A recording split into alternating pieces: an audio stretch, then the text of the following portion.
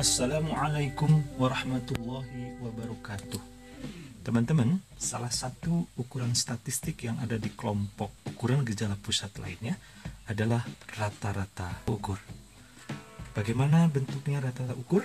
Mari kita lihat contoh berikut ini.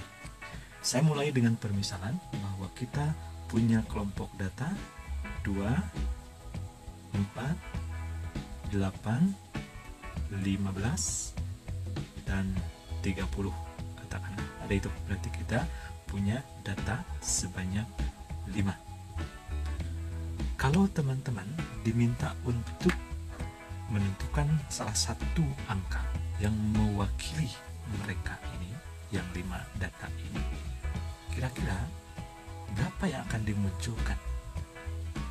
Kalau kita menggunakan ukuran yang pertama kali kita pelajari, yaitu rata-rata hitung, ingat bahwa rumusnya adalah X bar sama dengan sigma XI per N, dengan I bergerak dari 1 sampai N.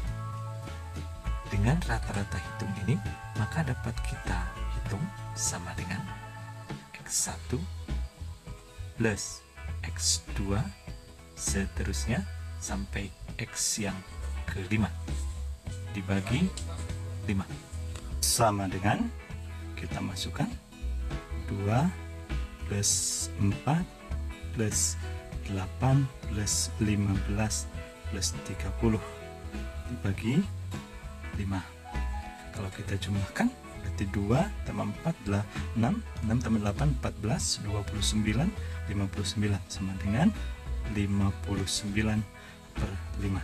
Kalau kita hitung berarti 59 dibagi 5, 1, 5, sisa 9, 1 kali lagi 5, 4, berarti 40, ini 8, berarti X bar sama dengan 11,8. Pas ya. Nah, sekarang perhatikan, apakah ini memang mewakili bahwa dia adalah 11,8? Padahal angka-angka yang ada di dalamnya, satu, apakah ini homogen? Ini pertanyaan besar karena bedanya sangat jauh, dan sebaran juga beragam. Sekarang kita perhatikan ada hal yang menarik sebenarnya. Kalau kita bandingkan satu data dengan data lainnya, ini 4 dibandingkan dengan 2, ini 2. Ini 8 dibandingkan dengan 4, juga 2 kalinya.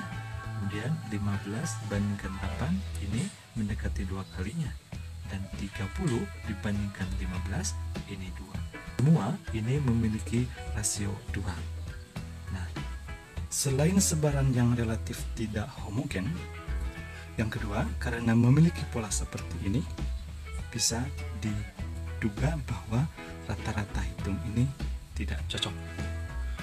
Lalu, bagaimana kita menghitungnya? Ada alternatif lainnya, yaitu yang disebut dengan rata-rata ukur. Rumusnya adalah U sama dengan akar N X1 kali X2 sampai Xn. Nah, jadi untuk data ini, maka U-nya berarti U sama dengan akar 5 X1 X2 sampai X ke-5. Jadi perkalian seluruh datanya sama dengan akar 5, 2 kali 4 kali 8 kali 15 kali 30.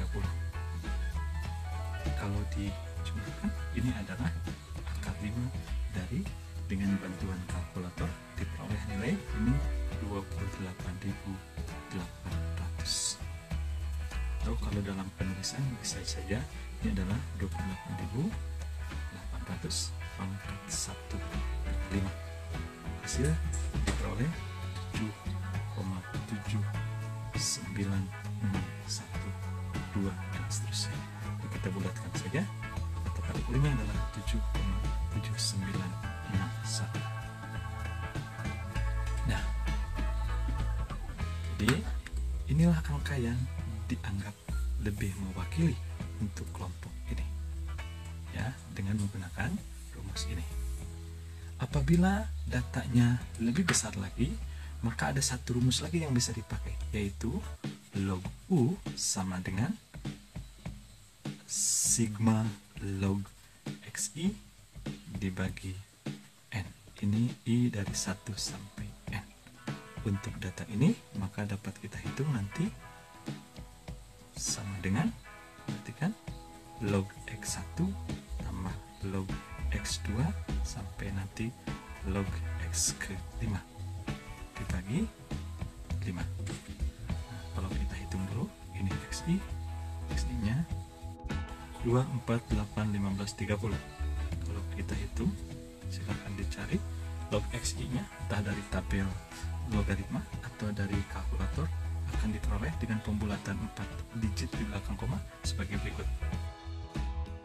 Jika dijumlahkan, jadi kalau kita lanjutkan tadi bisa diuraikan di sini atau bisa langsung. Jadi log U sama dengan 4,4594 dibagi 5 sama dengan 0,89188 dan seterusnya ya.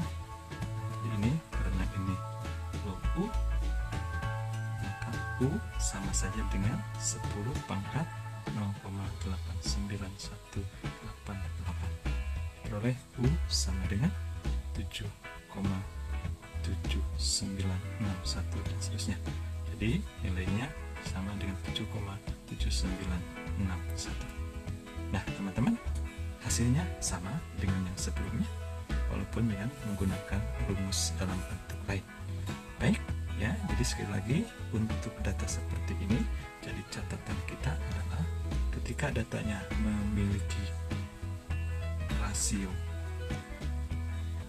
relatif tetap dan ada indikasi tidak homogen, maka rata-rata gugur bisa menjadi salah satu alternatifnya. Baik teman-teman, itu saja yang bisa disampaikan. Mudah-mudahan mudah dimengerti oleh teman-teman. Mari kita bisa terus menggali dan mudah-mudahan ke depan kita terus bertambah ilmu kita. Jika ada masukan ataupun usulan dan sebagainya, silahkan tulis di kolom komen. Sekali lagi, mudah-mudahan kita mendapat ilmu yang barokah. Assalamualaikum warahmatullahi wabarakatuh.